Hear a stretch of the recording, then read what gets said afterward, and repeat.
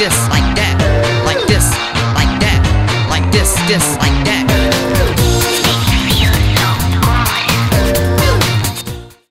Eh bien bonjour à tous, on se retrouve pour une toute nouvelle vidéo sur Sim Park Tycoon 2 et aujourd'hui on va vous présenter la toute nouvelle mise à jour qui nous a été publiée donc par le créateur de ce jeu. Et il y a quand même pas mal de choses à dire puisque cette nouvelle fonctionnalité va nous permettre vraiment d'aller beaucoup plus loin dans nos constructions et surtout d'être beaucoup plus efficace, rapide et efficient dans la construction de nos différentes coasters, montagnes russes, attractions de base, flat ride et surtout décors. Vous allez voir vraiment cette fonctionnalité est assez insane et on va vraiment pouvoir pousser le bouchon encore une fois très loin. Je pense qu'on n'est pas très loin finalement de ce qu'on pouvait faire avec les rescales des formes primitives parce que les rescales des formes primitives nous permettaient vraiment d'aller beaucoup plus loin, de faire des formes beaucoup plus complexes. Mais aujourd'hui, on va pouvoir non seulement faire des formes beaucoup plus complexes grâce à ces formes primitives, mais on va surtout être beaucoup plus efficace et rapide. Ça, c'est dans cette mise à jour d'aujourd'hui. Vous allez voir, c'est excellent. Mais je ne vais pas vous présenter tout de suite tous les petits ajouts qui ont été faits dans le parc d'attractions, puisque la semaine dernière, souvenez-vous, on avait commencé à construire la décoration surtout de notre Taco Ride. C'était quelque chose qu'on avait construit dans la zone suisse. Mais on va y revenir dans quelques instants, ne vous inquiétez pas, parce que j'ai vraiment un cas d'application à vous montrer avec ce fameux Taco Ride, puisque cette mise à jour en fait que nous ajoute DNS va nous servir clairement pour les tacos. Et on va clairement vous montrer en fait comment cette nouveauté va-t-il servir. Et on va vraiment essayer d'aller plutôt loin finalement dans cette mise à jour parce qu'il y a plein de petits points à éclaircir. Je pense pour ceux qui ont dû sans doute vite fait regarder le changelog, il y a des points vraiment je pense où il va falloir zoomer parce qu'il y a des points d'application qui sont valides et d'autres non. Donc on va vraiment éclaircir tout ça dans cette vidéo. On va se mettre sur le terrain vague, donc entre l'hypercoaster et le wooden coaster pour vous présenter cette mise à jour. On va vite fait présenter ce qui a été ajouté en termes de car ride, en termes de nouveautés pures et dures, c'est-à-dire attraction. Et après on va vite digresser parce que vous allez voir que les nouvelles attractions sont vraiment assez maigres et je pense pas que ça mérite vraiment un épisode entier là-dessus. Alors, on va aller dans les manèges puisque en effet on a un tout nouveau skin, un tout nouveau ride skin pour notre car ride. Donc ça c'est le car ride de base, celui qu'on a construit de l'autre côté la semaine dernière. Je vous ai même fait le changement puisqu'auparavant on avait construit voilà les voitures anciennes de base qui n'étaient pas forcément très stylées, mais j'avais tourné cet épisode en avance donc vous m'en excuserez. J'avais pas en tout cas la nouveauté qui était disponible. Mais par contre, donc ces nouveaux car rides ont été désormais reskin. Donc c'est-à-dire qu'on avait 3 skins disponibles il y a cela à peine 2 semaines. Donc celui-ci, donc ça c'est une version avec la capote, donc c'est le taco classique. Et on avait le vintage car, donc ça c'est le vintage car que je n'ai pas construit, moi j'ai choisi celui-ci, le car ride. Peut-être qu'on essaiera de faire des petites variantes avec la capote quand on aura du mauvais temps par exemple, ou je ne sais trop quoi, mais on peut s'imaginer que c'est la version avec la capote peut être facilement rajoutée. Regardez, il y a juste finalement une capote en plus. Mais on a un tout nouveau ride skin qui est celui-ci, donc c'est une voiture de police. C'est assez particulier, je vous avoue, parce que je n'ai jamais vu ça dans les parcs d'attractions classiques. Ah, mais si, ça pourrait être un petit Autopia en soi. En fait, ce qui me gêne le plus dans cette voiture et qui me fait dire, ok, c'est peut-être pas trop faisable dans un parc, c'est qu'on a les portières. Et ça, pour ouvrir, fermer des portières, avoir des vitres, déjà, on peut crever de chaud trop facilement à l'intérieur. Niveau maintenance, c'est ci coup ça, et surtout au niveau incivilité des visiteurs, il faut bien se dire que voilà, un parc d'attractions ne va pas que réfléchir à l'esthétisme de leur attraction, ils vont également réfléchir à leur praticité, voilà, que les visiteurs ne fassent pas les conneries à l'intérieur. On m'excuserait, je rajoute un petit peu d'éclairage parce que la nuit commence à tomber. Donc je suis très peu convaincu, et si ça existe dans un parc en réalité, je pense que ça va poser beaucoup de problèmes. N'hésitez pas à me dire si jamais vous savez dans quel parc ça peut se trouver ce genre de voiture, mais vraiment de manière fermée, c'est-à-dire avec des vitres, avec des portières. Autant voilà, les voitures classiques ouvertes, on peut en retrouver à Disneyland sur Autopia, dans tous les bons parcs Disney qui se respectent peut-être pas, mais aussi le Magic Kingdom. Autrement, je suis assez dubitatif là-dessus. Voilà, donc c'est tout. Je vous avais dit que ça allait être super court. On n'a pas de nouvelle attraction en particulier. Par contre, on a une nouvelle possibilité, en tout cas, de mettre certains objets plus par cube. C'est-à-dire qu'on a une limite de 16 objets de mémoire pour des objets tout à fait classiques. Mais certains objets, on n'avait pas cette limite-ci. On est peut-être 10, 11, voire 9. Là, désormais, il y a quelques objets où ça a été un petit peu accru. On a la possibilité de donner de nouvelles permissions à vos coworkers. Si jamais vous avez invité un ami sur votre parc, vous avez la possibilité de mieux personnaliser ces permissions Vous avez la possibilité également de lui allouer un budget qui est fixe, en tout cas ce que vous avez déjà dans votre parc. Ça c'est intéressant si jamais vous souhaitez, pourquoi pas, créer, on va dire, un parc d'attractions et en qui vous n'avez pas forcément trop confiance en quelqu'un, vous n'avez peut-être pas envie qu'il dépense absolument des milliers et des cents dans un projet, dans la construction de votre nouvelle attraction, voilà. C'est assez sympa, mais c'est quelque chose qui est plus utilisé, en tout cas dans le cadre multijoueur. Moi c'est pas mon cas, je suis en solo ici, mais ça peut être très pratique pour moi, par exemple pour les live duels, dans l'organisation des live duels, où je peux dire ok, il y a un budget limite, vous n'allez pas plus loin. Ça peut être très intéressant, mais très contraignant, on va pas se mentir. Bref, donc ça c'était vraiment pour les nouveautés, voilà, un petit peu annexes. Maintenant on va passer à la plus grosse, qui est donc les sélections. Alors, pour pouvoir désormais modifier en tout cas votre type de sélection, vous allez ici, donc vous voyez que vous en avez 4 différentes. La sélection de base, donc ça c'est de base, hein, comme on pouvait le faire auparavant. Regardez, je sélectionne mon coaster. On peut même voir désormais quelles pièces on sélectionne de l'attraction, et ça c'est vrai que c'était assez flou. Et ça c'est très bien, donc désormais on a voilà, la délimitation qui est vraiment très bien détourée. Donc pour n'importe quels objets, regardez, si je commence à sélectionner mon spot, vous allez avoir le contour du spot qui va être délimité, et ça c'est plutôt chouette. Et vous avez donc plusieurs types de sélection. Donc vous avez le multi-select, donc désormais vous avez la possibilité donc de sélectionner plusieurs objets. Donc par exemple on peut faire clac, clap, 2 spots. Si jamais je veux désélectionner ce spot, vous n'avez plus qu'à cliquer sur le spot en question et là ça désélectionne. Donc c'est assez complet pour le coup, hein. Hop. On va par exemple sélectionner ces 3 spots.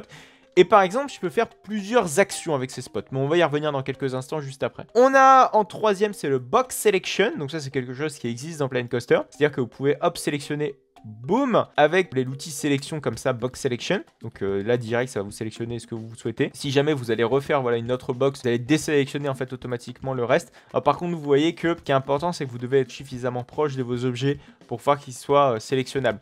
Je peux pas les sélectionner des objets qui sont à l'autre bout de la map, ce qui me paraît logique par rapport à ce qu'on avait auparavant. Mais par exemple, regardez, donc je peux sélectionner ma petite végétation, voilà, qui se trouvait juste à côté de notre wooden coaster, voilà, assez facilement lorsqu'elle se trouve à proximité. Donc ça, c'est la sélection de base. Dès qu'on va refaire une autre sélection, ça va supprimer automatiquement la sélection précédente. La dernière, c'est la multi-box selection. Donc là, c'est une petite différence finalement avec celui qu'on avait juste auparavant, même une fusion de ce qu'on avait, même les premières fonctionnalités. J'ai sélectionné mes 3 spots. Ce que je peux faire, c'est tout simplement, hop, aller resélectionner d'autres objets un petit peu plus loin. Donc ça, c'est très pratique lorsque vous avez vraiment des objets suffisamment espacés. Donc c'est 4 méthodes de sélection qui sont très importantes et qui sont assez variées, suffisamment variées en tout cas pour au maximum travailler à votre aise sur les différents projets que vous avez en cours dans votre parc. Et donc à travers donc ces différentes sélections, vous avez la possibilité donc de copier-coller, et ça c'est ce qu'il y a de plus intéressant en soi. Vous avez donc la possibilité donc de copier-coller, donc regardez, donc là on a coupé-coller, donc hop, on supprime les 2 items et on vient les déplacer à un endroit X. Donc pareil avec toutes les sélections de base, c'est-à-dire avec la possibilité donc d'aligner ça sur une grille ou non. Regardez, on a le no shaping, que ce soit en rotation, etc. Donc c'est assez complet. Et on a le copier-coller. Et regardez, voilà, copier-coller, en soi, il n'y a rien de bien sorcier. Alors, ce qui est assez intéressant à préciser dans ce copier-coller, c'est qu'on a des choses qui sont copiables et d'autres choses qui ne sont pas collables. Je m'explique. Par exemple, ici, on a donc un petit spot, voilà, qui est allumé. Hop, par défaut, on va mettre la sélection par défaut. Par exemple, si je copie-colle ce spot, donc regardez, je vais copier-coller ce spot, vous voyez qu'il a retenu le fait qu'il soit allumé, donc c'est-à-dire son mode défaut. On peut refaire l'expérience sur le spot qui est juste à côté, qui est éteint, parce qu'on peut se dire, ouais, bah c'est le mode par défaut, donc forcément qu'il va le copier. Donc vous voyez, donc je viens de copier-coller finalement ce petit spot, et ce spot a retenu, enfin si vous voulez, le jeu a retenu le fait qu'il soit éteint. Donc du coup, il a copié-collé, en fait, si vous voulez, les paramètres que vous avez dans le mode lumière. Donc ça, c'est très intéressant. Ça vous permet pas de tout recommencer, c'est assez intéressant. Par contre, si jamais vous avez certains objets, par exemple les téléporteurs, ou le plus important, ce sont les séquenceurs. Voilà, donc les séquenceurs juste ici. Par exemple, on peut se dire, ok, il y a un séquenceur qui allume un spot, j'en sais rien. Donc si jamais vous copiez-collez le séquenceur en question, malheureusement, le jeu ne va pas retenir la séquence, en tout cas que vous avez enregistrée. C'est le cas pour les séquenceurs, c'est le cas pour les téléporteurs. Donc il va retenir ces métadonnées, c'est-à-dire son état, s'il va être allumé, s'il va être éteint, s'il va être activable par telle ou telle personne. Par contre, il ne va pas retenir exactement son contenu, ou même, par exemple, pour un téléporteur, c'est-à-dire si vous associez un téléporteur avec un autre, il ne va pas le retenir. Par contre, il va retenir voilà, les permissions en question qui vont être associées à ce téléporteur. Voilà, c'est des petites subtilités, j'avoue que j'ai fait un petit peu de mon côté pour voir un petit peu cette fonctionnalité, ce qui est dommage parce que très sincèrement, les séquenceurs, quand vous voulez finalement les mover, quand vous voulez les bouger, par exemple d'un point A à un point B, Donc vous êtes obligé de tout recommencer, ça c'est méga chiant. Par contre, on a une plus grande palette tout du moins de sélection qui est assez sympa. Ça va vous permettre d'aller beaucoup plus vite dans vos méthodes de construction. Donc vous voyez désormais à chaque fois que vous allez sélectionner quelque chose, que ce soit un coaster, que ce soit un spot, etc., vous aurez toujours ces 3 petits icônes, voire ces 4 petits icônes, voire 2, ça dépend, hein, parce que les coasters, vous pouvez pas couper-coller un coaster, vous pouvez par contre copier-coller un coaster, et ça c'est absolument dingue. Par contre, vous ne pourrez pas copier et coller le layout, hein, vous pourrez seulement copier-coller le type de coaster. Bon, ça en soi, je pense pas que ce soit très utile, l'objet pipette, je pense, sera le plus adéquat à cela. Par contre, voilà, tout ce qui est les spots, pour tout ce qui est sélection, voilà, vous aurez ces 3 petits icônes qui vous seront sans doute extrêmement utiles. Voilà, c'est tout pour cette mise à jour. Je vous ai vraiment donné toutes les possibilités que vous allez avoir avec celle-ci. Ce sera très complet, mais en même temps, voilà, assez incomplet. Donc, si jamais DNS commence un petit peu à toucher telle ou telle chose, je pense surtout, voilà, au séquenceur. Si vraiment il touche le séquenceur et qu'il dit « Ok, on copie-colle également la séquence inclue dans le séquenceur », là, ce sera vraiment insane. On pourra vraiment faire des choses de dingue. Mais déjà, avec ce qu'on a là, on va vraiment pouvoir être beaucoup plus efficace dans la construction de nos attractions, dans la construction de nos décors associés à nos attractions. Et vous allez voir, on va en faire tout de suite un petit domaine d'application dans quelques instants. Mais d'abord, j'aimerais un petit peu qu'on zoome sur ce que j'ai fait depuis l'épisode précédent. Ça se passe surtout au niveau des taco rides, puisque les tacos, souvenez-vous, on avait commencé à construire donc une partie du décor, une partie des rochers, une partie de ce qu'allait être finalement cette attraction qui n'a pas encore de nom pour l'instant. Je vous invite vraiment à me proposer des noms d'attractions dans la description de cette vidéo. Je ferai un petit tri et j'essaierai un petit peu d'exposer toutes vos idées dans la prochaine vidéo, donc n'hésitez surtout pas. C'est le moment. Vous ne pourrez plus me proposer en tout cas des noms d'attractions d'ici 2 semaines, ça n'aura plus de sens parce que l'épisode sera un petit peu dépassé. Donc si jamais vous voyez cette vidéo le jour de sa sortie ou 2-3 jours plus tard, n'hésitez surtout pas à me proposer des noms d'attractions pour celle-ci. Bref, alors, qu'est-ce que j'ai fait depuis la dernière fois? Donc vous voyez que le rocher a été quasiment fignolé, hein, très sincèrement. Donc toute cette partie-ci que je vous ai évoquée, ça m'a pris énormément de temps parce que vous voyez, c'est plein de petits rochers mis à droite et à gauche, mis les uns à côté des autres. C'est même des formes primitives parfois. J'ai intégré au mieux en tout cas le track ride, éviter surtout qu'on ait des collisions éventuelles avec les roues, hein, parce que souvenez-vous, on a une clearance, j'ai envie de dire, à respecter par rapport à ce track ride. Hein. Alors j'ai mis 3 petits spots histoire qu'on y voit un petit peu plus clair durant cette petite nocturne. Il y a ces petits trous, fallait pas que les roues non plus commencent à écraser des pierres. Voilà, enfin, faut que ce soit réaliste à ce niveau-ci. Donc vous voyez que le pont a été terminé, donc c'est le petit pont que je vous ai un petit peu commencé à construire avec vous. Ce pont est très sympa, donc je rappelle, hein, mes méthodes de construction, c'est que j'ai pris des petites planches, je les ai assemblées les unes à côté des autres, j'ai mis, on va dire, des longueurs différentes à droite et à gauche, ça m'a permis vraiment de créer un pont assez sympa et assez réaliste. J'ai également créé donc des petits rochers, vous voyez que les rochers sont à chaque fois construits d'une manière assez différente.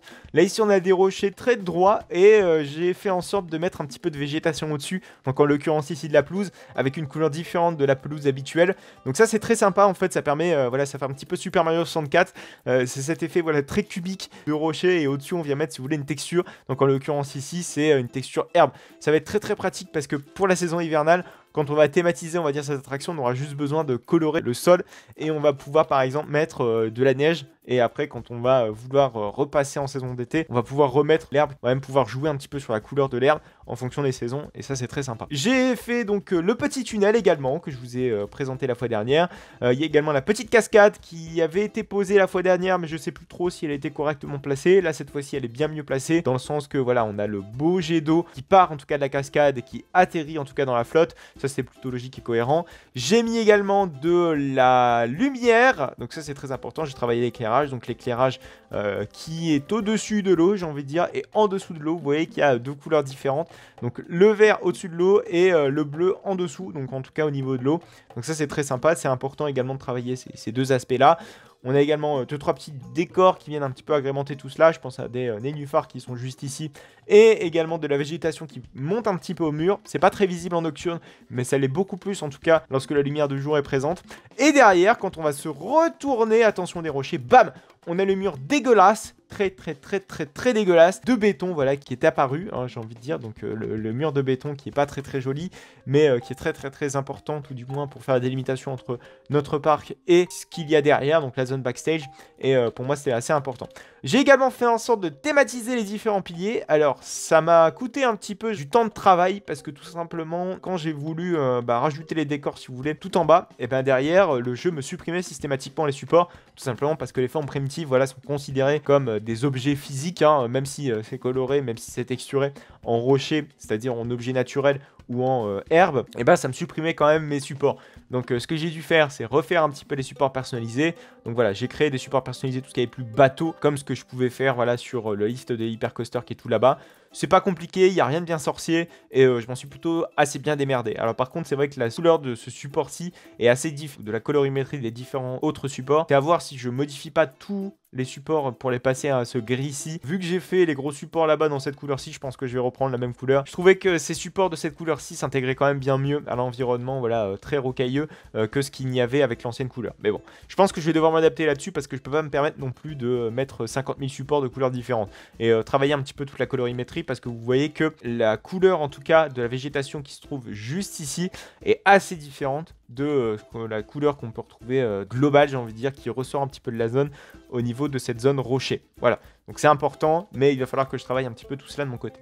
Également, ce que je voulais vous montrer avant de terminer cette vidéo, c'est des fonctionnalités ou des points d'application qui peuvent être utiles, en tout cas, à cette nouvelle fonctionnalité.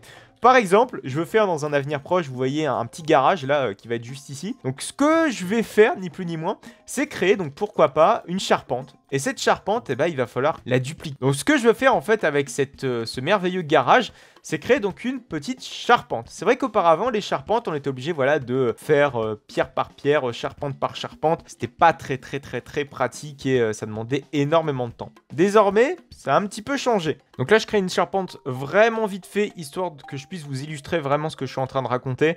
Donc regardez, par exemple, on va faire un tout début de charpente, voilà, qui est pas super bien réalisé. Mais je vous rappelle, c'est pour l'illustration, c'est pour le bien de la science, c'est pour le bien de la culture sociétale du XXe siècle. Oui, parce que ce Tacos Ride est censé être inclus dans le XXe siècle, mais bon, ça vous ne le saviez pas encore. Donc regardez, on va sélectionner avec donc, le nouvel outil de sélection, donc on va utiliser le multiselect, je pense que c'est plus pratique. Bam, bam, bam, donc on imagine que c'est évidemment notre charpente. Ce qu'on va pouvoir faire maintenant, c'est copier, coller notre charpente. Alors malheureusement, c'est pas avec le bon outil de sélection que je voulais créer, faire ça.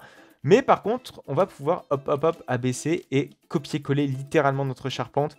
Et ça, c'est quand même bien. Et regardez, là, on a une belle charpente qui commence à se former. Et c'est vrai qu'auparavant, on était obligé de faire pièce par pièce, modèle par modèle. Franchement, c'était vraiment pas pratique. Et maintenant, on va vraiment pouvoir faire de belles charpentes, de beaux bâtiments, beaucoup plus détaillés, beaucoup plus sympas et beaucoup plus rapidement qu'auparavant. Et ça, franchement, c'est une très belle avancée pour notre jeu.